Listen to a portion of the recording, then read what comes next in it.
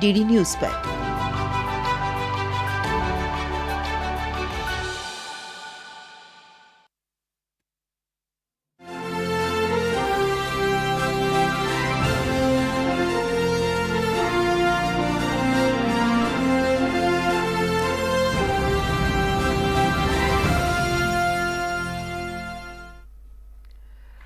नमस्कार, आप देख रहे हैं न्यूज एट 10। मैं हूं आंचल गुलाटी गुंबर। अगले 1 घंटे में हम जानेंगे देश और दुनिया से जुड़ी तमाम बड़ी खबरें। सबसे पहले रुख करते हैं सुर्खियों का न्यूज एट 10 में। उत्तराखंड, उत्तर प्रदेश, बिहार और मध्य प्रदेश के कई हिस्सों में आज भी भारी बारिश का अनुमान। अरुणाचल, असम, मेघालय, पश्चिम बंगाल और सिक्किम में कई स्थानों पर अत्यधिक भारी बारिश का अलर्ट। दक्षिण भारत में भी आज बरसेंगे बादल। भारी बारिश के कारण सोनप्रयाग और गौरीकुंड में रोकी गई केदारनाथ यात्रा।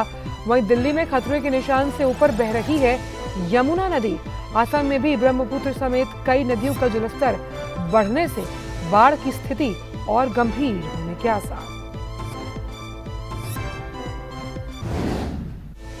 प्रधानमंत्री मोदी के फ्रांस दौरे को लेकर पेरिस में जबरदस्त उत्साह। बैस्टिल डे परेड में प्रदर्शन के लिए भारतीय सेना की टुकड़ी की जोरदार तैयारियां। फ्रांस के साथ रणनीतिक साझेदारी को मजबूती देगी प्रधानमंत्री की ये यात्रा।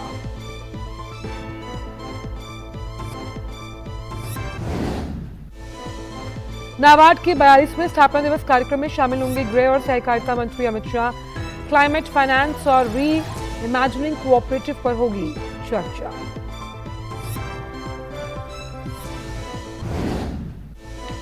विदेश मंत्री डॉक्टर एस जयशंकर आज इंडोनेशिया और थाईलैंड के 7 दिवसीय दौरे पर होंगे रवाना। आसियान और विदेश मंत्रियों के सम्मेलन में होंगे शामिल। सीरिया दौरे पर रहेंगे विदेश राज्य मंत्री वी मुरलीधरन।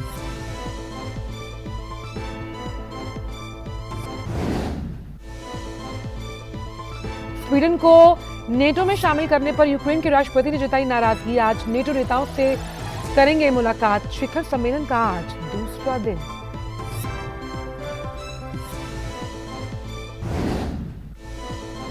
भारत वेस्टइंडीज के बीच 2 टेस्ट की मैच की सीरीज का पहला टेस्ट आज से डोमिनिका में। पिछले 24 साल में वेस्टइंडीज के खिलाफ भारत का शानदार रिकॉर्ड।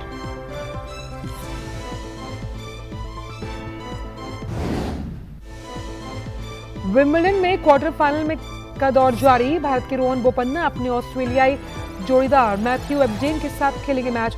अल्कराज, मेदवेदेव समेत साबालेंका और रविकाना भी उतरेंगी कोर्ट पर। तो खबरों में सबसे पहले बात करते हैं मौसम को लेकर। मॉनसून जिस तरह से देश भर में कहर बरपा रहा है, उसके बाद हर किसी की नजर सिर्फ मौसम से जुड़ी खबरों पर है। मौसम विभाग की माने तो आज उत्तराखंड, उत्तर प्रदेश, बिहार और मध्य प्रदेश में अलग अलग स्थानों पर मौसम विभाग ने भारी बारिश का अनुमान, जबकि अरुणाचल प्रदेश, असम और मेघालय, उप हिमालय, पश्चिम बंगाल और सिक्किम में कहीं कहीं अत्यधिक बारिश की संभावना जताई है। साथ ही दक्षिण भारत के राज्यों में भी बादल बरसने का अनुमान जताया गया है।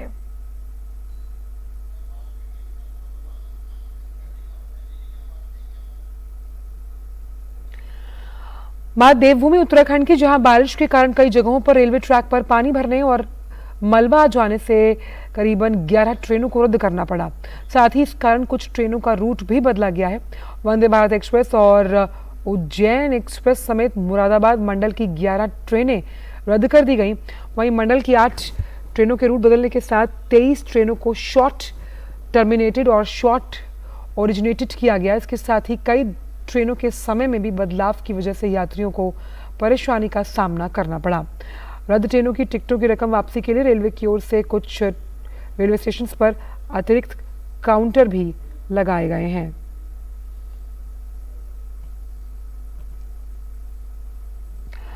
वहीं देहरादून रेलवे स्टेशन में पूछताछ काउंटर से टिकट की रकम वापस लौटाई जा रही है। इसके अलावा रेलवे की ओर से हेल्पलाइन नंबर 139 भी जारी किया गया है। वहीं उत्तराखंड में लगातार हो रही बारिश के कारण जो केदारनाथ यात्रा है उसे फिलहाल रोका गया। तीर्थ यात्रियों की सुरक्षा को देखते हुए जिला प्रशासन ने सोनप्रयाग और गौरीकुंड में ही उन्हें रोकने का फैसला लिया। शासन और प्रशासन के साथ राहत और बचाव कार्य में पुलिस, एसडीआरएफ, अन्य एजेंसियां मुस्तैदी से लगी हुई हैं। मौसम विभाग ने प्रदेश के सभी जनपदों में 12 जुलाई तक भारी बारिश की चेतावनी के साथ रेड अलर्ट जारी किया। इसके बाद के दिनों के लिए ऑरेंज अलर्ट की चेतावनी जारी की गई है।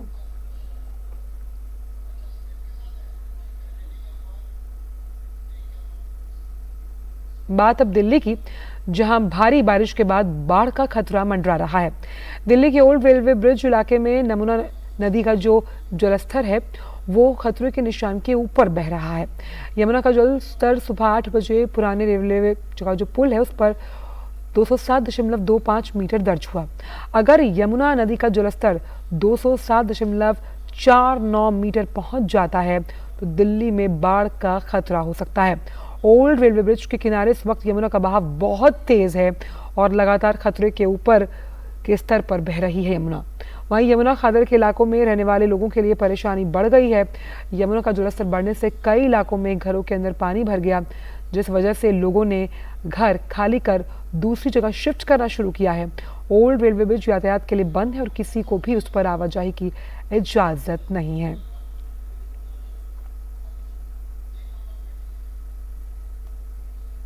इस वक्त की बड़ी खबर आपके लिए हम ट्रैक कर रहे हैं। यमुना नदी का जो जलस्तर है वो लगातार बढ़ता जा रहा है और इसीलिए हथनीकुंड बैराज से लगातार पानी छोड़े जाने के चलते दिल्ली यमुना में जो खतरे के निशान के ऊपर बह रही है और पानी का बहाव काफी तेज है। इसी पर बातचीत करने के लिए हमारे संवाददाता लगातार सुबह से जुड़े हुए पराक्रम हमसे जुड़ रहे हैं, मुखातिब हो रहे हैं। पराक्रम, तो हम ये मानकर चलें कि इस वक्त जिस तरह से यमुना खतरे के निशान के ऊपर बह रही है तो दिल्ली वालों के लिए बाढ़ का खतरा। बिल्कुल आंचल, बहुत बड़ा खतरा है, बहुत गंभीर खतरा है। और आपको बता दूं कि ये जो रिकॉर्ड है बीते 10 सालों का रिकॉर्ड अब टूट चुका है। आंचल, सुबह का जो आंकड़ा था, मतलब जो जल स्तर था वो खतरनाक आंकड़े को तो पार कर चुका है, लेकिन सुबह 207 दशमलव जो जल स्तर था वो 25 था। लेकिन अभी इस वक्त मैं आपको बता दूं बीते 10 सालों का रिकॉर्ड टूटा है। जल स्तर जो है वो 207.49 के स्तर को पार कर चुका है और लगातार तेजी से ये बढ़ रहा है। हथनीकुंड बैराज से लगभग 3 लाख क्यूसेक से ज्यादा पानी छोड़ा गया, जिसका सीधा असर दिल्ली और दिल्ली यमुना और उसके आसपास के क्षेत्रों पर पड़ा है। आपको बता दें अभी ताजा हाल जो कि हमने यहाँ पर आसपास के इलाकों में जब हम घूमे तो जो मिंटो ब्रिज है वो डूब चुका है, उसके आसपास के जो इलाके हैं वो भी जलमग्न हो रहे हैं। चूंकि पानी का जो जल स्तर है वो लगातार बढ़ रहा है और इस नजारे को देखने के लिए आसपास के जो क्षेत्रीय इलाकों के जो रहने वाले लोग हैं वो लोग भी काफी उत्सुक होकर के वो नज़ारा देख रहे हैं। लेकिन ये चिंता बहुत गंभीर है और जैसा कि हमने देखा कि एलजी ने दौरा किया था और उसके बाद ये बात बताई उन्होंने कि पहले से काम किया जाता तो हालात शायद ठीक रहते। इन सब के साथ साथ बहुत ज़रूरी है कि जो मेंटेनेंस है वो मेंटेनेंस समय पर किया जाए, चाहे सीवेज ट्रीटमेंट प्लांट हो, रेन वाटर हार्वेस्टिंग हो, इन सब का मेंटेनेंस बहुत ज्यादा जरूरी है। अच्छा पराक्रम, एक चीज हम जानना चाहते हैं, हम हमारे दर्शकों के लिए आपसे, पराक्रम एक चीज अपने दर्शकों के लिए आपसे हम जानना चाहते हैं कि इस वक्त जो स्तर है वो क्या है। और दूसरी अहम बात ये भी है कि क्योंकि हथनीकुंड बैराज में हरियाणा की तरफ से भी लगातार पानी छोड़ा जा रहा है, उस वजह से भी स्तर में बढ़ोतरी हो रही है। तो अभी करंट स्टेटस स्तर को लेकर क्या है? देखिए आंचल, सबसे बड़ी बात यह है कि आज सुबह का जो आंकड़ा था वो 207.25 था, लेकिन अभी एग्जैक्टली जो जल स्तर है वो 207.49 है।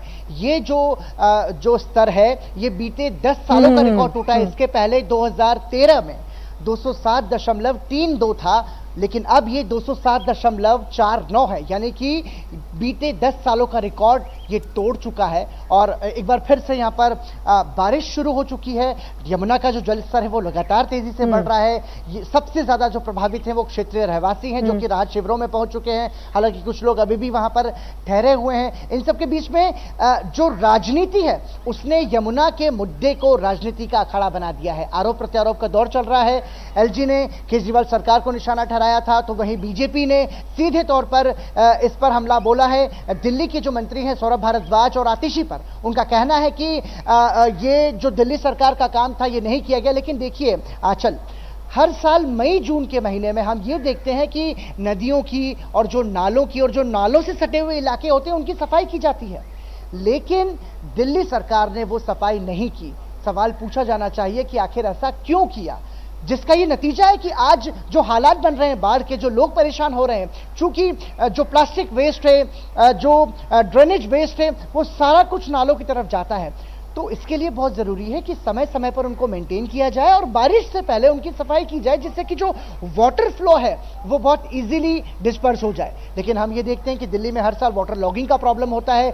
ये जो यहाँ इस वक्त जहां हम मौजूद हैं, पुराना लेकिन पराक्रम ये लगातार कहा जा रहा है से आवाजाही बिल्कुल ये, लेकिन पीडब्ल्यूडी मंत्री जो है आतिशी, उनके द्वारा लगातार ये कहा जा रहा है कि करीबन 30,000 ऐसे लोग हैं जो इफेक्ट हो सकते हैं और इसलिए उनको उनकी निर्धारित स्थान तक पहुंचाने की तैयारियां पूरी कर ली गई हैं। आप ग्राउंड पर मौजूद हैं, कितनी सच्चाई है इस दावे में कि जो लोग यहाँ जो निचले इलाकों में रहते हैं उन्हें कहाँ शिफ्ट किया गया और वहां के हालात क्या हैं? क्योंकि हम जानते हैं कि पानी के आने से और इस तरह की स्थितियों से और जो दोहरी विवशता है वो सामने आती है। कई health borne disease, water borne diseases होती हैं जो दूसरा रास्ता लेते हुए आपके पीछे से एंट्री करती हैं। बिल्कुल आंचल, ये बहुत बड़ा सवाल है। और ये देखिए कि जो राहत शिविर बनाए गए हैं वहां पर के भी कुछ लोगों से हमने बात करने की कोशिश की, हालांकि हम दोबारा से उनसे मिलने की कोशिश करेंगे। बहुत सारे लोगों का कहना है कि हम राहत शिविर में तो आ गए, लेकिन यहाँ पर हमारे लिए कोई इंतजाम नहीं किए गए, कोई व्यवस्था नहीं है। हम जैसे तैसे अपनी जान बचा करके यहाँ रह रहे हैं। मयूर विहार और उसके आसपास के जो सड़क के इलाके हैं यहाँ पर ये लोग रह रहे हैं। देखिए इस वक्त जहाँ मैं खड़ा हूँ आंचल, वहां भी पानी फिर आ गया है। देखिए कल जब हम यहाँ पर ग्राउंड जीरो से रिपोर्टिंग कर रहे थे तो तकरीबन 10 से 15 फीट पीछे हम लोग खड़े हुए थे, लेकिन अब फिर से आप जरा अंदाजा लगाइए कि कितनी तेजी से जलस्तर बढ़ रहा है।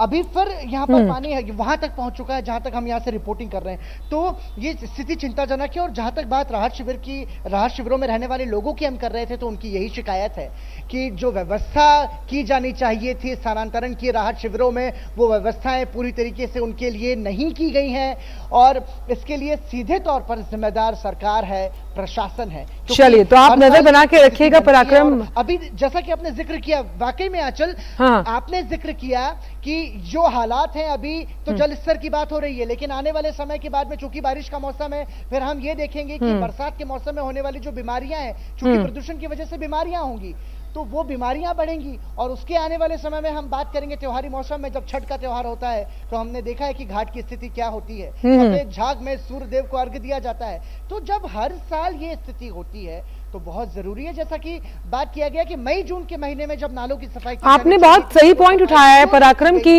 यमुना नदी की याद हमको मानसून पर और यहाँ फिर छठ पर ही क्यों आती है, उससे पहले वो याद कहाँ जाती है। खैर ये बहुत ही मौजूद सवाल है जो केजरीवाल सरकार से लगातार हम पूछ रहे हैं।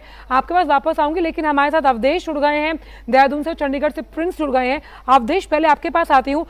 उत्तराखंड में भूस्खलन की वजह से कई ऐसे गांव हैं अवधेश जो मुख्य धारा है उससे कट गए हैं। अब उन्हें मुख्य धारा में वापस जोड़ने के लिए किस तरह से प्रशासन काम कर रहा है?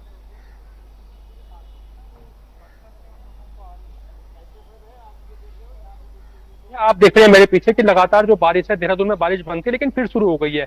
तो बारिश एक राहत देने का काम प्रशासन को नहीं कर पा रही है, क्योंकि जब अगर थोड़ा बारिश रुकेगी तो प्रशासन अपने काम जो है युद्ध स्तर पर करेगा। लेकिन जो हिमाचल से लगते हुए जो बॉर्डर लाइन के हमारे जो जिले थे, वहां उन जिलों पर अत्यधिक बारिश के कारण जो पानी बरसा है, वहां पर नदियों का जल स्तर बढ़ने से जो स्थानीय जो छोटे पुल थे, जो पुलिया बोल सकते हैं, उनके टूटने से कहीं ना कहीं जो 1 दर्जन से अधिक गांव थे, नीति की तरफ के जो गांव थे, उनका कनेक्शन जो है देश दुनिया से कट गया है। लेकिन इनको तेजी से जोड़ने को लेकर स्थानीय स्तर पर कार्य किया जा रहा है। प्रशासन जो है वैकल्पिक पुलों की व्यवस्था कर रहा है, लेकिन जो बरसात है वो नहीं रुक रही, जिसके कारण जो मलबा तमाम सड़कों पर बार बार आ जा रहा है।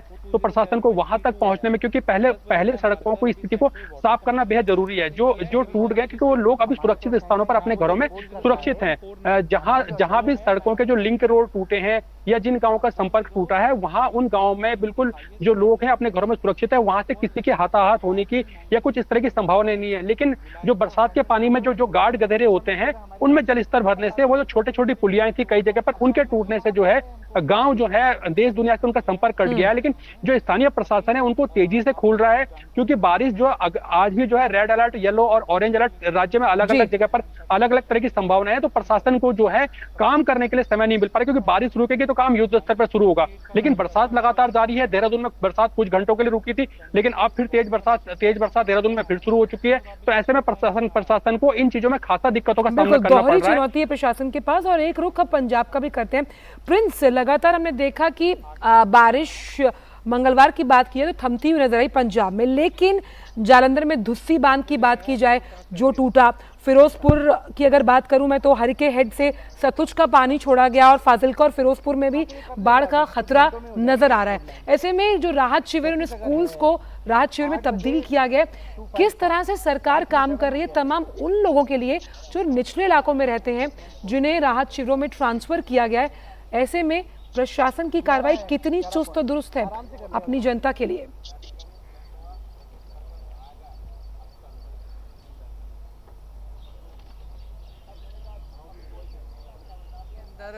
बाढ़ के हालात पैदा हो गए थे। ऐसे में क्योंकि हिमाचल साथ में सटा हुआ इलाका है, जम्मू कश्मीर भी साथ में सटा हुआ इलाका है, तो वहाँ पे पहाड़ी इलाके में जब बरसात होती है तो वो सारा बरसात का पानी जो है भाखड़ा डैम के अंदर आके मिलता है, तो उसका जल स्तर भी बढ़ता है।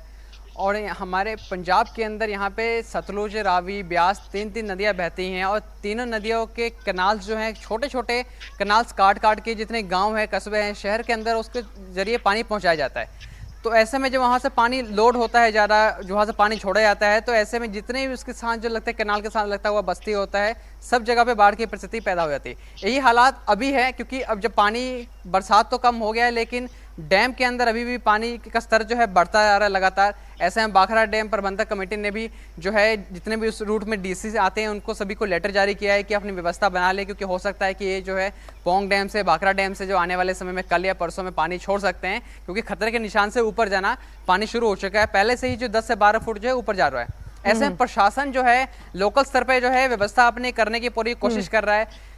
जितने भी सरकारी स्कूल हैं उनको तो पहले 13 तारीख तक छुट्टी कर दी गई थी कि सभी की सरकारी छुट्टियां हैं, सारे एग्जाम कैंसिल कर दिए गए थे। तो ऐसे में जितने भी सरकारी स्कूलों की कम्युनिटी सेंटर है, सबका व्यवस्था को वहाँ पे जितने भी लोग बेघर हो चुके हैं, जिसको वहाँ से निकाला जा रहा है, नदी के किनारे जो लोग बसे हैं उनको वहाँ पे रखा जा रहा है, इंतजाम किया जा रहा है। लेकिन फिर भी जितनी व्यवस्था होनी चाहिए थी उतनी दिखाई नहीं दी, क्योंकि कुछ दिन पहले जब बरसात हो रही थी हम शहरों में गए थे, उनसे बात करने की कोशिश की थी, लेकिन वहाँ पे घुटनों से ज्यादा कमर तक पानी भरा हुआ था। आपने एक देखा होगा। जी प्रिंस, एक चीज हमने समझी, जब इस तरह के हालात होते हैं तो जो स्थानीय लोग हैं, हम कह सकते हैं ये वो सौहार्द का समय होता है जब लोग पूरा ये सोच विचार से अलग हटकर लोगों की मदद करते हैं। मैं पढ़ पा रही हूँ कि जो वेरका मिल्क प्लांट है वो बाढ़ प्रभावित लोगों को खाना पहुंचा रहा है।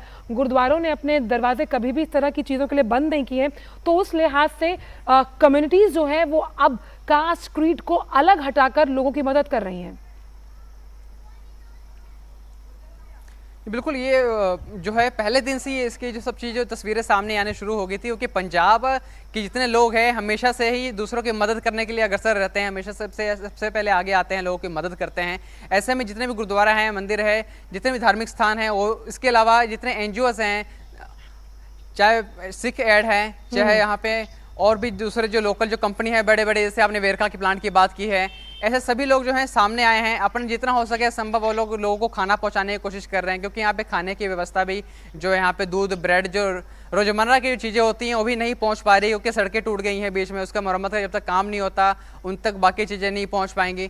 ऐसे में क्योंकि बाढ़ का इलाका कई जगह पे बन गया है, वहाँ पे लोग पहली मंजिल पे, दूसरे मंजिल पे भी फंसे हुए हैं, तो ऐसे में उन तक खाना पहुँचाना, आर्मी है, NDRF, SDRF है, लोकल प्रशासन है, इसके अलावा जो आम लोग हैं वो भी जाके उनकी मदद कर रहे हैं। जी, एक बात और कहना चाहूंगा कि यहाँ पे ट्रेन की जो सुविधा है, आपने कुछ देर पहले ट्रेन की बात कर रहे थे, ट्रेन भी जो है पहले दिन जो था 33 ट्रेनें जो है 33 ट्रेनें कैंसिल कर दी गई थी, उसके आंकड़े भी बढ़ गए हैं, क्योंकि जब बरसात खत्म हुई तो उसके बाद से पता लगा कि और भी जो है पटरियां हैं वो भी टूटी हुई हैं। तो ऐसे में 43 जो संख्या है ट्रेनों की कैंसिल होने की, जो है पंजाब से जो जाती हैं, जो रोज अप डाउन करती है, सारी जो ट्रेनें हैं वो जो है वो कैंसिल हो गई हैं। बिल्कुल प्रिंस, आप नजर बना के रखिएगा, साथ ही साथ अवधेश आप भी नजर बना के रखिएगा कि किस तरह से पंजाब, उत्तराखंड और पराक्रम से हम दिल्ली के पूरे मसले पर अपडेट्स देते रहेंगे और लगातार इस मंच के माध्यम से उन लोगों को जानकारी दे रहे हैं।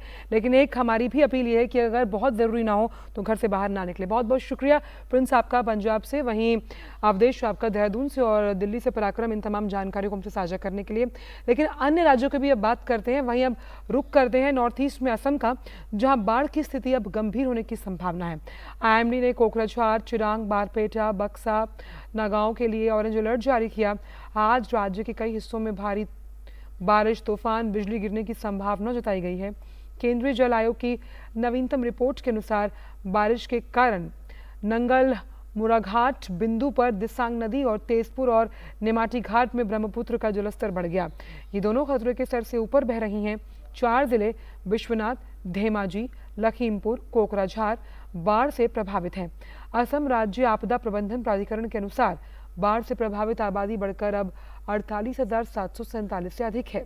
नवीनतम आंकड़ों के अनुसार 8 राजस्व मंडलों में 100 गांव बाढ़ के पानी से प्रभावित हैं, जिनमें विश्वनाथ में सबसे अधिक गांव हैं। लखीमपुर और धेमाजी 649 हेक्टेयर फसल क्षेत्र अभी भी बाढ़ से प्रभावित है और बाढ़ से प्रभावित जानवरों की संख्या 27,334 है। नवीनतम रिपोर्टों के अनुसार कल 15 राहत वितरण केंद्र परिचालन में थे। राज्य में कल 8 मेडिकल टीमें तैनात की गई। बचाव कार्यों के लिए धेमाजी में 1 नाव तैनात की गई। NDRF, SDRF समेत स्थानीय प्रशासन की टीमें लगातार बाढ़ की स्थिति पर नजर रख रही हैं। पिछले 24 घंटों में बाढ़ जनित घटनाएं हैं उसमें किसी की जान नहीं गई। वहीं इस साल अब तक असम में बाढ़ से मरने वालों की संख्या 7 है। वक्त छोटे से ब्रेक का।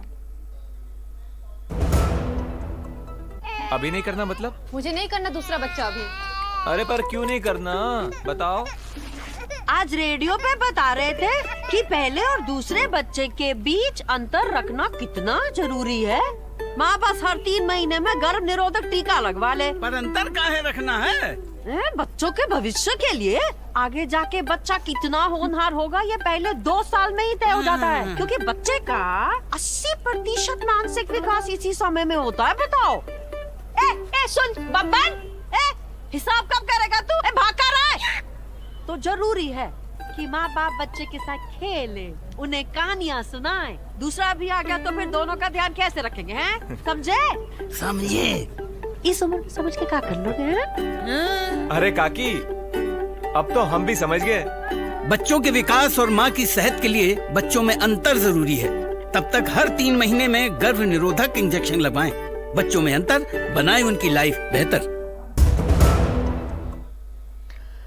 ब्रेक के बाद सभी का स्वागत। और अब रुक करते हैं महाराष्ट्र का, जहां नासिक जिले में एक बस के खाई में गिर जाने की वजह से एक व्यक्ति की मौत हुई है, जबकि 18 अन्य घायल हो गए। घायलों को इलाज के लिए अस्पताल में भर्ती करवाया गया। बस नासिक से बुल्ढाना जिले की तरफ जा रही थी और सप्तशृंगीगढ़ और नंदूरी के बीच ये बस खाई में गिरी। बताया जा रहा है कि इस बस में 35 लोग सवार थे, जिनमें अधिकतर पर्यटक और तीर्थ यात्री थे। और अब बात अमरनाथ की, जहां अमरनाथ गुफा के दर्शन के लिए श्रीनगर बेस कैंप से अमरनाथ यात्रियों को नया जत्था बालटाल और पहलगाम बेस कैंप के लिए रवाना हुआ। बेस कैंप से आगे की यात्रा के लिए निकले तीर्थ यात्रियों के चेहरों पर रौनक देखते ही बन रही थी। उनका कहना था भोलेनाथ ने उनकी पुकार सुन ली और वो बेहद खुश हैं।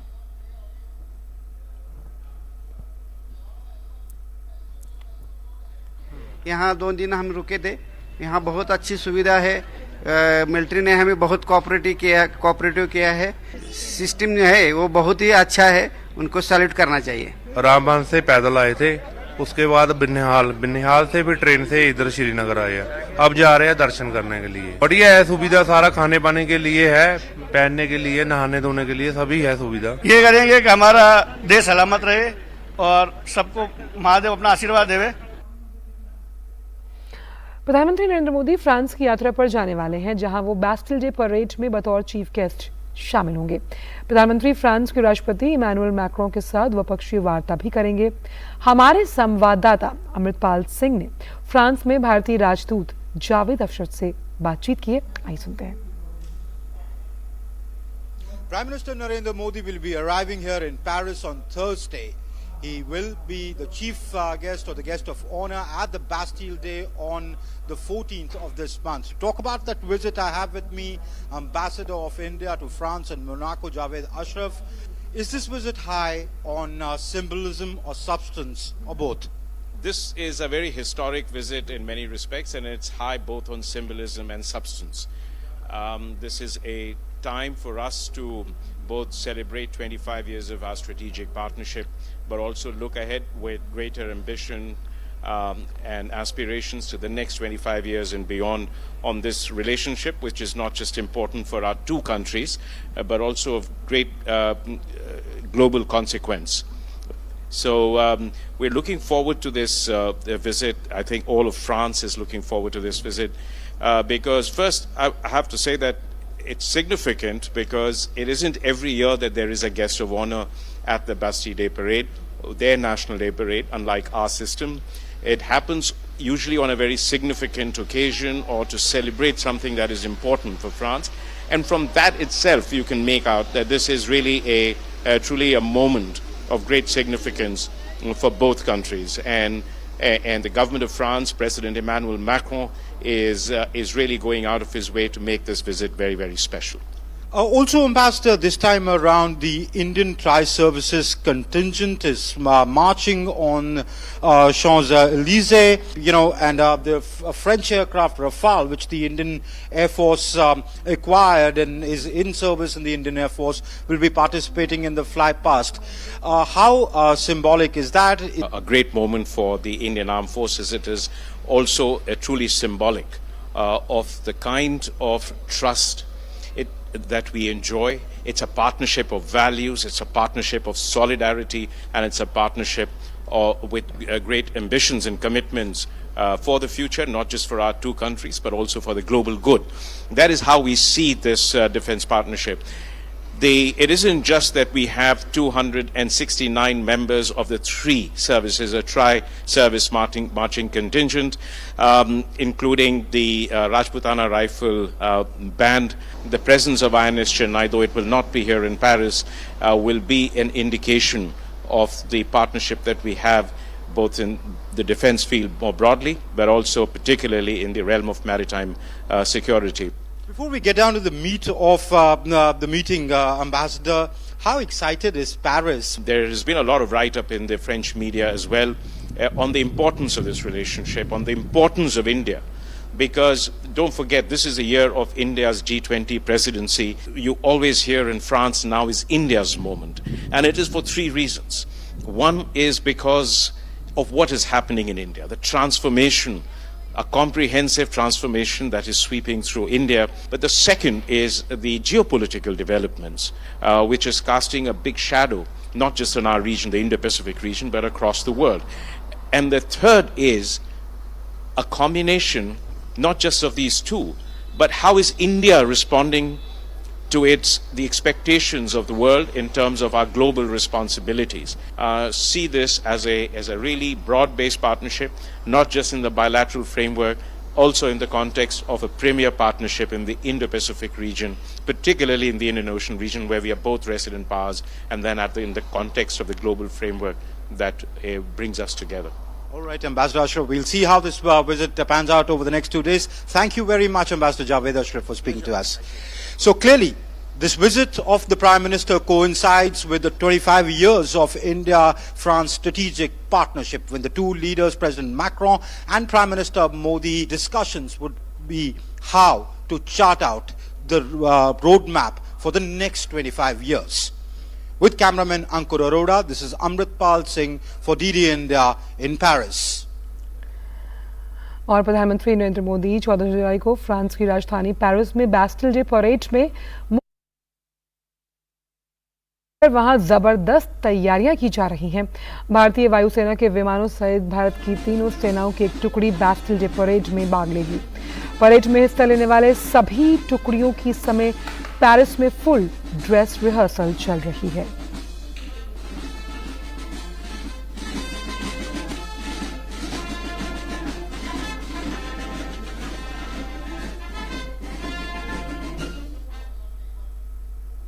और फ्रांस में बैस्टिल डे परेड में शामिल होने के लिए पेरिस पहुंची भारतीय सेना की पंजाब रेजिमेंट और अन्य कंटिजेंट्स के अभ्यास पर ब्रिगेडियर जुबिन भटनागर से डीडी न्यूज ने विस्तार से बात की है। आइए सुनते हैं।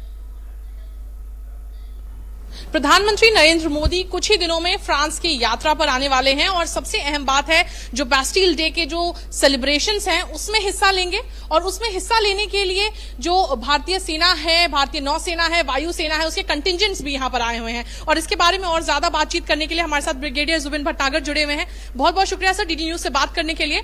बहुत अहम एक हम लैंडमार्क अपने रिलेशनशिप में सेलिब्रेट कर रहे हैं। 25 साल हो गए हैं स्ट्रेटेजिक पार्टनरशिप के, इससे बेहतरीन कोई एग्जाम्पल नहीं होगा इसको साथ सेलिब्रेट करने का, क्या कहेंगे? बिल्कुल, first of all thank you so much for having me here. जैसे आपने बताया बिल्कुल सही, 25 साल स्ट्रैटेजिक पार्टनरशिप के और इस समय हमारी ट्राई सर्विसेज मार्टिन कंटिजेंट शॉन्स-एलीज़े पे मार्च करेगी। आर्मी कंटिजेंट पंजाब रेजिमेंट जिसने यहाँ पे आज से 100 साल पहले वर्ल्ड वॉर 1 के दौरान नफ शपेल फ्लैंडर फील्ड्स की लड़ाइयों में हिस्सा लिया था और उन्होंने 408 जवानों की ने अपनी जान भी दी थी। उस चीज को देखने के लिए नफ शपेल कमेमोरेशन के लिए CWGC का वहां पे मेमोरियल भी है। आज भी नफ शपेल और रिचबर्ग के लोग इस चीज को याद रखते हैं और पंजाब रेजिमेंट को जानते हैं कि यस पंजाब रेजिमेंट थी जो उस समय वहां पे उन्होंने पार्टिसिपेट किया। इसी के साथ में हमारे पास में एयरफोर्स का कंटिजेंट है और नेवी का मार्चिंग कंटिजेंट जो शॉन्स-एलीज़े पे मार्च करेंगे। बट इसी के साथ उस समय जब ये मार्च करते हुए ग्रैंड स्टैंड के सामने से गुजरेंगे और प्राइम मिनिस्टर मोदी और प्रेसिडेंट मैक्रो को सल्यूट करेंगे तो हमारे इंडियन रफाल्स फ्रेंच रफाल्स के साथ में फ्लाई पास्ट करेंगे। इसी के साथ हमारा एक front line destroyer INS Chennai इस उपलक्ष्य में ब्रेस्ट पे आ रहा है। वहाँ ब्रेस्ट में वहाँ की बैस्टिल डे परेड में फ्रेंच नेवल बेस के साथ में वह उसमें पार्टिसिपेट करेगा। अगर हम देखें तो कई जैसे जो जॉइंट एक्सरसाइजेज हैं वो भी डिफेंस के क्षेत्र में होते रहती हैं भारत और फ्रांस के बीच में। इसको और ज्यादा आगे बढ़ाने के लिए इस बार अगर हम देख रहे हैं, चूंकि आप बता रहे हैं आसमान में भी रफाल उड़ेंगे और ये कई उदाहरण हैं जो हमारे डिफेंस पार्टनरशिप के उदाहरण हैं। बिल्कुल, हमारे तीनों आर्म फोर्सेस जो आर्मी, नेवी एंड एयरफोर्स के बीच में एक इंस्टीट्यूशनलाइज मैकेनिज्म है जिसके दौरान हम एक्सरसाइजेस रेगुलरली करते रहते हैं। आर्मी का एक्सरसाइज शक्ति, ये अभी जो लास्ट एक्सरसाइज यहाँ पे फ्रिजुस में हुआ था और हमारे गरुड़ा एयरफोर्स के बीच में एक्सरसाइज होती है एंड वरुणा, ये सीरीज ऑफ एक्सरसाइजेस नेवी के बीच में है। इसके अलावा भी टाइम टू टाइम, जैसे अभी थोड़े दिन पहले French John the arc mission जो कि एक ट्रेनिंग शिप है वह इंडिया आया था और उसी के साथ में उनके मरीन्स भी आए थे। उनका मरीन्स का एक्सरसाइज हमारे इंडियन आर्मी के ट्रूप्स के साथ में हुआ था। सो ऑफ एंड ऑन ये जो इंस्टीट्यूशनलाइज मैकेनिज्म है ये काफी इसका स्कोप और कॉम्प्लेक्सिटी एक्सरसाइजेस का काफी हाई लेवल पे पहुंच गया है जो कि एक कैपेसिटी एंड इंटरऑपरेबिलिटी को जाहिर करता है। इसी के अलावा हमारे हाई लेवल विजिट्स भी बहुत रेगुलरली होते हैं। थोड़े टाइम पहले पिछले साल नवंबर के महीने में हमारे इंडियन आर्मी के चीफ यहाँ पे फ्रांस में उनका विजिट हुआ था एंड उससे पहले air force cheap and navy chief भी यहाँ पे आ चुके हैं। इसी प्रकार से जो फ्रेंच आर्म फोर्सेस के चीफ्स हैं उनका भी रेगुलर विजिट इंडिया में होता रहता है। सर, अगर इस बार देखें प्रधानमंत्री नरेंद्र मोदी आने वाले हैं, ऐसा आमतौर पर नहीं होता है कि बैस्टिल डे के सेलिब्रेशंस में गेस्ट ऑफ ऑनर के तौर पर दूसरे देशों से जो लीडर्स हैं उनको बुलाया जाता है।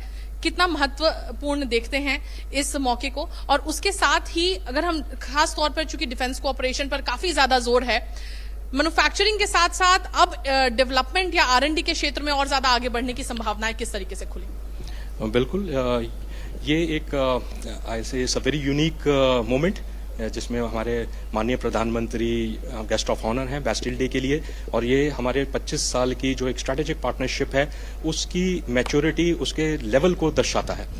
जैसे हमने अभी बात करी कि डिफेंस कॉपरेशन इंडिया और फ्रांस के बीच में एक main pillar of our bilateral relations है एंड हम एक जॉइंट कैपेबिलिटी डेवलपमेंट में को design, development, manufacturing, make in India, make for India and make for the world जो कि हमारे माननीय प्रधानमंत्री का एक निर्देश है, इसके तहत हम आगे इस पे प्रोजेक्ट्स पे काम करने के लिए कार्यरत हैं।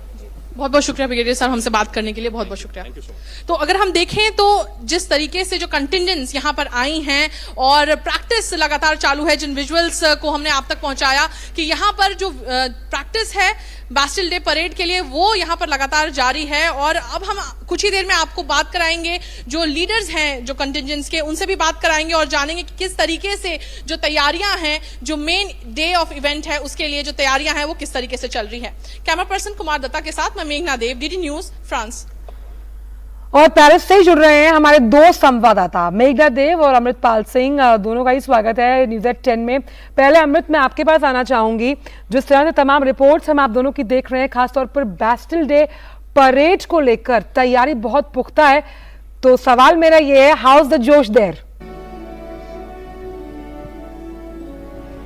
देखिए, फुल ड्रेस रिहर्सल्स जारी हैं। हमारे ठीक पीछे आप देख सकते हैं विजुअल्स में जो फुल ड्रेस रिहर्सल्स है। अभी फिलहाल एक तरीके से श्रद्धांजलि दी जा रही है जो वेटरन्स हैं, जो मिलिट्री के वेटरन्स, जो आर्मी के जो फॉरेन सोल्जर्स हैं, उनको होमेज दिया जा रहा है। हम और बातचीत करेंगे। सर, आप हमारे साथ अमृतपाल जी भी मौजूद हैं। खास तौर पर देखा जाए तो जिस किस्म से बास्टिल डे पर एक इम्पोर्टेंट जगह दी गई है भारत को, कंटिजेंट्स की बात हो और प्रधानमंत्री नरेंद्र मोदी का खुद आना हो, किस तरीके से देखते हैं? देखिए, काफी बड़ा ऑनर है प्रधानमंत्री नरेंद्र मोदी को यहाँ पे गेस्ट ऑफ ऑनर आमंत्रित करना प्रेसिडेंट मैक्रोन की तरफ से। जैसे भारत में होता है कि आपके रिपब्लिक डे, गणतंत्र दिवस पर परेड पर आप जनरली किसी फॉरेन डिग्नेटरी को चीफ गेस्ट इन्वाइट करते हैं, पर फ्रांस में ऐसा नहीं होता, वो हर साल नहीं इन्वाइट करते।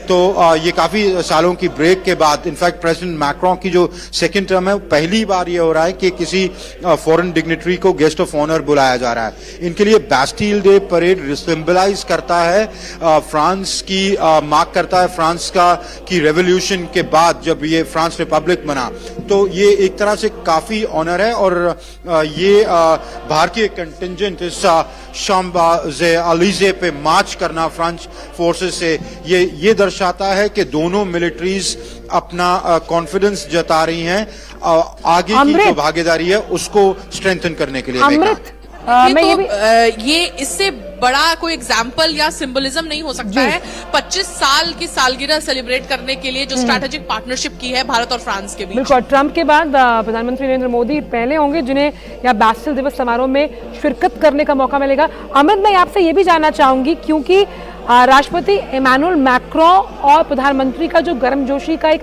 रिश्ता है वो इस परेड में प्रधानमंत्री का आना रेखांकित करता है। कितना अहम आप मानते हैं उन दोनों की पर्सनल केमिस्ट्री को? हम जानते हैं कि जब इमैनुअल मैक्रोन सेकंड टर्म के लिए चुने गए थे, उसके बाद प्रधानमंत्री सीधा उनसे मिलने पहुंचे थे फ्रांस। आंचल, आपसे पूछना चाह रही है कि किस तरीके की जो कमरादरी है, जो गर्मजोशी है प्रधानमंत्री नरेंद्र मोदी और राष्ट्रपति मैक्रोन के रिलेशनशिप के बीच में जो नजर आती है? देखिए, प्रधानमंत्री नरेंद्र मोदी और राष्ट्रपति मैक्रोन के बीच में जो पर्सनल केमिस्ट्री है वो जग जाहिर है। याद करें, जब राष्ट्रपति मैक्रोन इलेक्ट हुए थे तो जनरली वर्ल्ड लीडर्स कांग्रेचुलेट करते हैं दूसरे लीडर को, या ट्वीट कर देते हैं या उनको एक खत लिखते हैं, पर वो खुद यहाँ चलकर आए थे दिल्ली से इनको कांग्रेचुलेट करने के लिए, तो इन पर्सन। तो और वो जो पर्सनल केमिस्ट्री है, जो उनकी क्लोजनेस है, वार्मथ है रिलेशनशिप की, वो दिखती है जब वो इंटरैक्ट करते हैं, वो रिलैक्स्ड एटमॉस्फेयर। और मेघना, उसका सबसे अंशल मैं बताऊं फायदा ये होता है कि आपकी जिन मुद्दों पर डाइवर्जेंसेस भी हैं, जिन पे आपके इख्तिलाफात हैं, आप उनके बारे में भी बात करते हैं और एक एटमॉस्फेयर ऑफ ट्रस्ट में बात करते हैं, और उन जो आपके तमाम जो इख्तिलाफात होते हैं उनको रिजॉल्व करने की तरफ कदम बढ़ाते हैं, या दूसरी साइड की पोजीशन अंडरस्टैंड करते हैं, और जो आपकी कन्वर्जेंसेस होती हैं जहां पर आप एक मत होते हैं उसको आप मजबूती देते हैं। तो पूरे रिलेशनशिप पे मेघना ये दोनों की जो पर्सनल दोस्ती है उसकी जरूर एक छाप है। मेघना, एक चीज और इसकी झलक आंचल कम्युनिटी इवेंट पर भी नजर आएगी, जहां जो केवल भारतीय समुदाय के लोग ही नहीं बल्कि जो फ्रांस के लोग हैं उनको भी बुलाया गया है। तो ना केवल ये गर्मजोशी जो है राष्ट्रपति मैक्रोन या प्रधानमंत्री नरेंद्र मोदी के बीच नजर आएगी, बल्कि खास तौर पर कम्युनिटी इवेंट पर भी नजर आएगा कि किस तरीके से भारतीय समुदाय और फ्रांस के भी लोग उस कम्युनिटी इवेंट में एक जो गैदरिंग जिसे प्रधानमंत्री प्रधानमंत्री नरेंद्र मोदी एड्रेस करने वाले हैं फ्रांस में, उसमें हिस्सा लेंगे। अच्छा मेघना, हम आपकी रिपोर्ट्स देख रहे थे जिसमें साफ तौर पर हम ये भी मानते हैं कि प्रधानमंत्री के दिल के बेहद करीब है डिफेंस प्रोडक्शन, और किस तरह से फ्रांस उसमें है मददगार साबित होगा, इसको लेकर किस तरह की डील हो सकती है। साथ ही जब हमने यहाँ पर पंजाब रेजिमेंट के कमांडिंग ऑफिसर्स को सुना तो उन्होंने साफ तौर पर कहा कि यहाँ की आर्मी और हमारी इंडियन आर्मी में बहुत फर्क है। वो बहुत खुश होते हैं हमारी ये जिस तरह से हम कॉन्फिडेंस के साथ चलते हैं और जिस तरह से हम परफॉर्म करते हैं। कितना फर्क आपने देखा। हालांकि अब हम जानते हैं कि कुछ समय में जब बैस्टिल डे परेड पर ये कदम ताल करेंगे तो एक अलग ही अद्भुत अलौकिक नजारा होगा। बिल्कुल, और अभी हमने जो विजुअल्स दिखाए थे आपको, उसमें हमने ये भी दिखाया था कि किस तरीके से जो भारतीय कंटिंजेंट्स हैं, आर्मी अगर हम देखें थल सेना, वायु सेना और नेवी, उसके साथ किस तरीके से जो फ्रेंच ट्रूप्स हैं वो भी मार्च कर रहे हैं। शॉज़-एलीज़े में यहाँ पर जब मार्च हो रहा है, हमने देखा कि जो रिएक्शंस हमें मिले, हम जब अपने कंटिंजेंट के लीडर्स से बात कर रहे थे, जो भारतीय कंटिंजेंट्स हैं उनके लीडर्स से बात कर रहे थे, उन्होंने कहा कि यहाँ के जो फ्रेंच मिलिट्री के लोग हैं वो ये जानने में बड़ी दिलचस्पी दिखा रहे थे कि किस तरीके से आप अपने हाथ को स्विंग करते हैं, कितने ज्यादा जोश के साथ मार्च करते हैं, और जो ड्रिल का जो स्टाइल है वो काफी ज्यादा डिफरेंट नजर आता है। और विजुअली भी ये जो ड्रिल का स्टाइल है वो साफ तौर पर जब कंटिंजेंट्स यहाँ पर मार्च करेंगी और जो फ्रेंच ट्रूप्स यहाँ पर मार्च करेंगे तो वो डिफरेंस जो ड्रिल के स्टाइल में है वो साफ तौर पर नजर आता है। और यही एक क्यूरियोसिटी थी फ्रेंच ट्रूप्स के अंदर, जो हमने अपने इंटरेक्शंस में भी बताया कि जिस तरीके से हमें कंटिंजेंट के लीडर्स बता रहे थे कि कितनी दिलचस्पी जो हमारे मार्चिंग स्टाइल में है उसमें नजर आ रही है। इस पर और कुछ भी कहना चाहिए, क्योंकि हमने एक फुल ड्रेस रिहर्सल देखा है और उसमें साफ तौर पर इसका डिफरेंस जो है वो नजर आ रहा है। जी, आप भी बात कर रही थी सुबह और हम लोग बात कर रहे थे जो फ्रेंच मिलिट्री स्क्वाड्रन लीडर्स हैं, कमांडर्स हैं, उनसे वो कह रहे थे आपकी फौज का यहाँ होना और हमारे साथ करना वो एक लेवल ऑफ ट्रस्ट, एक लेवल ऑफ कामराडरी इंक्रीज करता है। जब आप रिलैक्स एटमॉस्फेयर हुई, जब ये परेड खत्म हुई, ये ड्रेस रिहर्सल खत्म हुई, जब वो चाय पीते हैं तो एक सेंस ऑफ कंफर्ट आता है दोनों सेनाओं में। जब आप ऑपरेशंस करते हैं इकट्ठे, जैसे कल मैं का जो कमांडर हैं शार्ल गोल, जो इनका एयरक्राफ्ट कैरियर है, उन्होंने कहा कि हमने गोवा में जाके भारतीय नौसेना के साथ जॉइंट एक्सरसाइजेस की, तो उसमें जो आपकी जो टेक्निकलिटीज हैं इंटरऑपरेबिलिटी की, वो आप बेहतर तरीके से कर सकते हैं जब आपके अंदर एक दोस्ताना संबंध हो। तो जब आपकी जो पर्सनल है वो एक दूसरे को जानते हों, एक दूसरे से वाकिफ हों, और वो एफिशिएंसी में ऑपरेशन की, या आप जब दो लीडर्स मिलेंगे वो विजन तो बना लेंगे कि भैया इंडो पैसिफिक को सिक्योर करना है, हमारे कॉमन इंटरेस्ट हैं, पर किन्होंने सिक्योर करना है? इन्हीं मिलिट्री, इन्हीं सोल्जर्स ने। तो उनका इंटरैक्शन जितना ज्यादा होता है उतना उसका फायदा आपको ऑन ग्राउंड दिखता है मिलिट्री ऑपरेशंस में। और देखिए जिस तरीके का हम एक कमराडरी की बात कर रहे हैं वो साफ तौर पर यहाँ जब कंटिंजेंट्स मार्च करती हैं उसमें नजर आता है। उसके साथ ही जब हम बात कर रहे हैं एक कोऑपरेशन की, तो जहां हम डिफेंस की बात कर रहे हैं, हम ये भी बात कर रहे हैं कि अनयूजुअल है कि दूसरे देश की मार्चिंग कंटिंजेंट्स बैस्टिल डे परेड में हिस्सा लें। ये भी कोई आम बात नहीं है। जिस तरीके से हम जो बात कर रहे हैं कि प्रधानमंत्री नरेंद्र मोदी का इस परेड में एज चीफ गेस्ट आना कोई आम बात नहीं है, उसी तरीके से मार्चिंग कंटिंजेंट्स का भी यहाँ पर आना, और जो रफाल जो 3 एयरक्राफ्ट जो उड़ेंगे वो भी यहाँ पर उड़ाए जाएंगे, जो भारतीय वायुसेना के लोग हैं वो उसमें शामिल होंगे। तो ये भी कोई आम बात नहीं है। तो इस चीज को और ज्यादा खास बनाता है, इस ओकेजन को और ज्यादा खास बनाता है। और अगर हम देखें हमारे जो बायलैटरल रिलेशनशिप है उसके लिहाज से भी बहुत अहम है। और एक चीज हम और भी मानते हैं यहाँ पर बेगना कि हमने देखा कि प्रधानमंत्री ने अभी कुछ समय पहले जापान का दौरा किया, जो यूनाइटेड नेशंस सिक्योरिटी काउंसिल में परमानेंट मेंबर है। फिर हमने देखा कि यूएस का दौरा हुआ और अब फ्रांस का।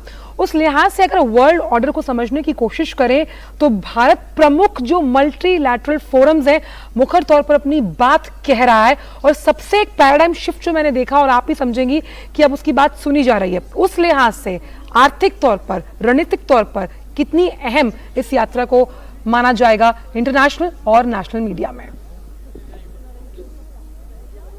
बिल्कुल, देखिए आपने बिल्कुल सही कहा, जिस तरीके से प्रधानमंत्री नरेंद्र मोदी के लगातार जो दौरे हो रहे हैं, अगर हम देखें हाल ही में Japan, Papua New Guinea, Australia, उसके बाद यूएस और अब इजिप्ट और उसके बाद अभी ये जो दौरा है, अहम दौरा इसलिए भी हम मान सकते हैं चूंकि लगातार मीटिंग्स जो वर्ल्ड लीडर्स के साथ प्रधानमंत्री नरेंद्र मोदी की हो रही है।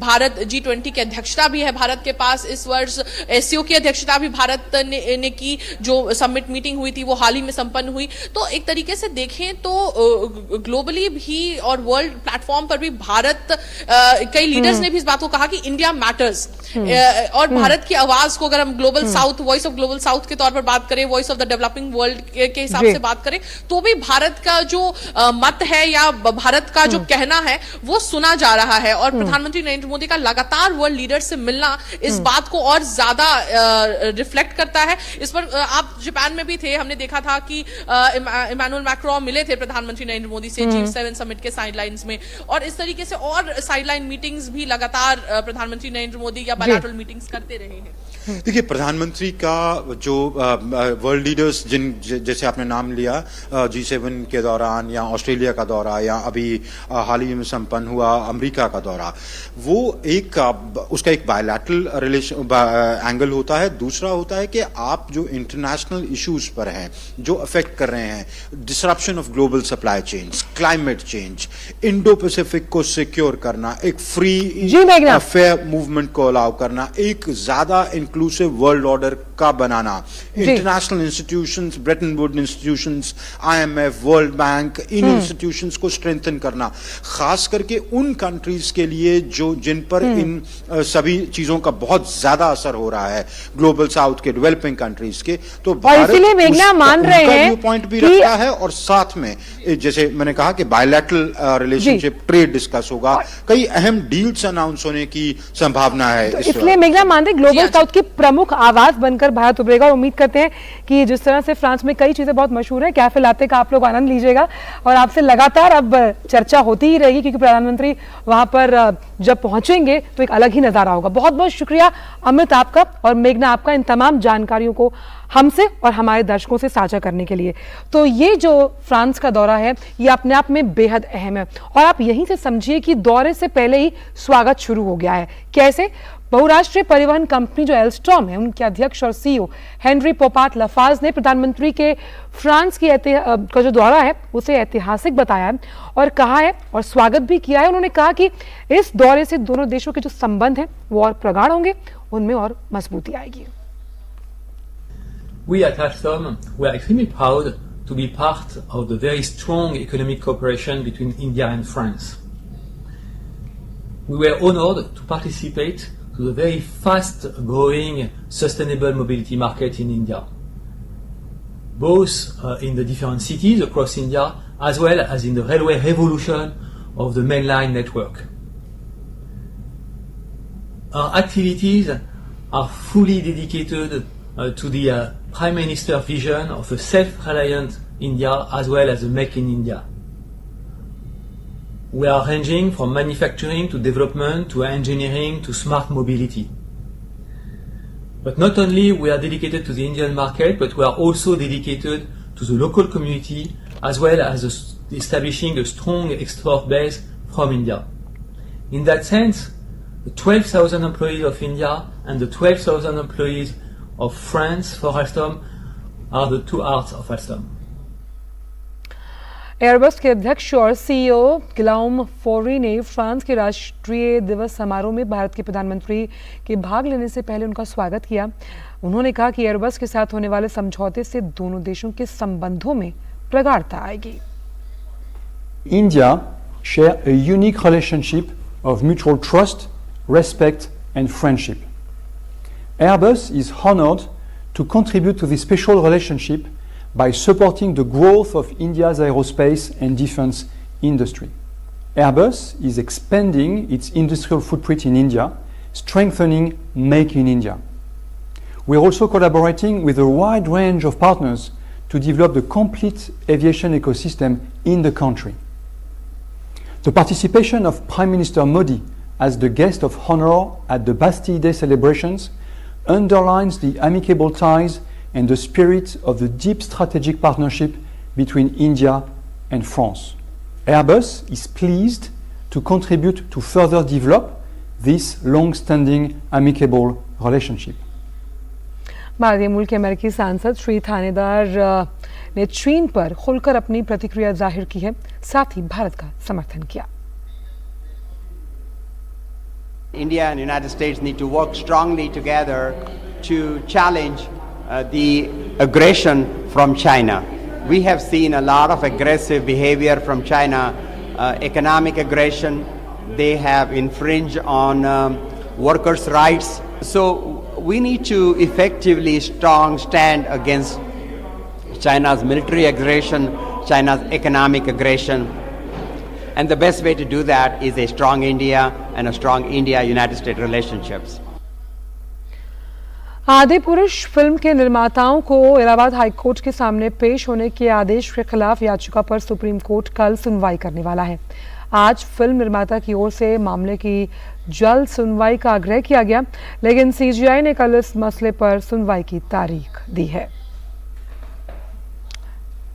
बढ़ते हैं आगे और रुक करते हैं अगली खबर का। सरकार ने 1 जनवरी 2025 से बनने वाले ट्रकों के कैबिन में एयर कंडीशनिंग सिस्टम अनिवार्य बनाने की अधिसूचना का मसौदा जारी किया। सड़क परिवहन और राजमार्ग मंत्री नितिन गडकरी ने कहा कि ट्रक ड्राइवर सड़क सुरक्षा सुनिश्चित करने में महत्वपूर्ण भूमिका निभाते हैं। उन्होंने कहा कि वातानुकूलित प्रणाली अनिवार्य करने का निर्णय ट्रक ड्राइवर्स की कार्यस्थितियों में सुधार की दिशा में ऐतिहासिक साबित होगा।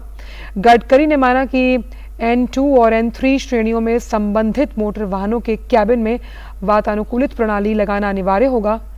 वहीं N2 श्रेणी के मोटर वाहन 3.5 टन और N3 वाहन 12 टन माल ढोने के लिए बेहतर समझे जाते हैं।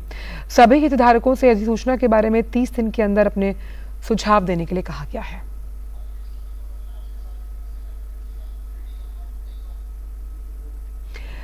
केंद्र सरकार की योजनाएं जहां एक तरफ जन सामान्य के लिए बेहतर जिंदगी जीने का मार्ग प्रशस्त कर रही हैं, वहीं ये सपनों को साकार करने का एक माध्यम बनती जा रही हैं। बोकारो की एक मां प्रधानमंत्री रोजगार सृजन कार्यक्रम योजना के बूते अपने दिवंगत बेटे के सपने को साकार करती हुई दिखाई दे रही है। आप इस रिपोर्ट को देखिएगा। मुझे दीजिए इजाजत। नमस्कार।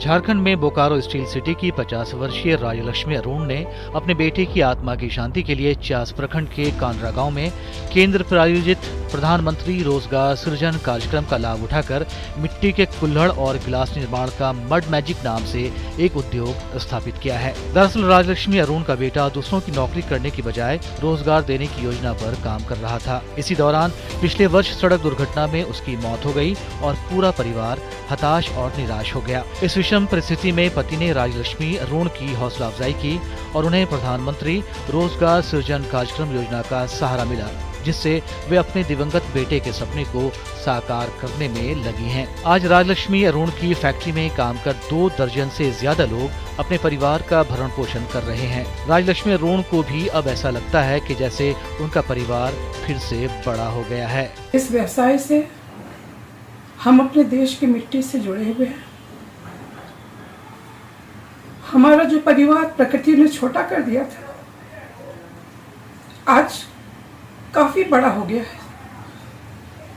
लगभग 2 दर्जन परिवार हमारे इस व्यवसाय से जुड़कर सुखी और संपन्न हैं। प्रत्यक्ष अप्रत्यक्ष रूप से काफी लोग इस व्यवसाय में जुड़े हुए हैं। मैं प्रधानमंत्री श्री नरेंद्र मोदी जी को भी काफी धन्यवाद करना चाहूंगी। उनके द्वारा संचालित PMEGP लोन लेकर हमने इस व्यवसाय को शुरू किया। राजलक्ष्मी अरुण की फैक्ट्री में कार्यरत दिनेश कुमार बावरी कहते हैं कि पहले वो दिहाड़ी पर काम करते थे। काम नहीं मिलने पर परिवार की जरूरतों को पूरा करने में काफी दिक्कत होती थी, लेकिन अब उन्हें अस्थायी काम मिल गया है। दिनेश की तरह ही उमाचरण गोप और मनोज गोप भी यहाँ काम कर काफी खुश और संतुष्ट हैं। पहले मैं मजदूर करता था तो रोज़ हम लोग को मजदूरी नहीं मिलता था, कभी मिलता था कभी नहीं मिलता था। परिस्थिति बहुत ख़राब हो जाता था। तो हमारे सर जो हैं और मैडम जी हैं, वो दोनों मिलके जो फैक्ट्री खोले हैं, हम लोग को बराबर परमानेंट काम मिलते हैं। मैं इधर उधर मजदूर का काम करते थे, तो कभी मिल रहा था कभी नहीं मिल रहा था। यहाँ जब से आए हैं तो बराबर काम मिलता है, काम अच्छा चल रहा है। पढ़ाई लिखाई करके भी हम बेकार भटक रहे थे इधर उधर, लेकिन यहाँ आ गए तो कंपनी में हमको काम मिला और कंपनी में बहुत अच्छा हमको ट्रेनिंग भी मिला, बहुत अच्छा से सहयोगिता भी मिला है। मड मैजिक में काम करने वाली अनु देवी और सोमू देवी इस बात से खुश हैं कि उन्हें अपने गांव के पास ही अच्छा काम मिल गया है और उन्हें अब पलायन नहीं करना पड़ेगा। इस काम में हम लोग पोछा लगाते हैं और मिट्टी उट्टी पीसते हैं। हम लोग के लिए रोजगारी के लिए बहुत अच्छा बात है। मैडम हम लोग के लिए काम दिया है, इसके लिए धन्यवाद। बगल में मेरा काम मिल गया है, इसीलिए हम लोग काम करते हैं। बढ़िया काम है, दिया है मालिक हम लोग को। इसमें कोई संदेह नहीं कि केंद्र प्रायोजित योजनाओं ने राजलक्ष्मी अरुण जैसी कई महिलाओं को संबल प्रदान कर उन्हें जीने का नया मकसद दिया है। बोकारो से मनोज कुमार के साथ दिवाकर कुमार की रिपोर्ट, डीडी न्यूज।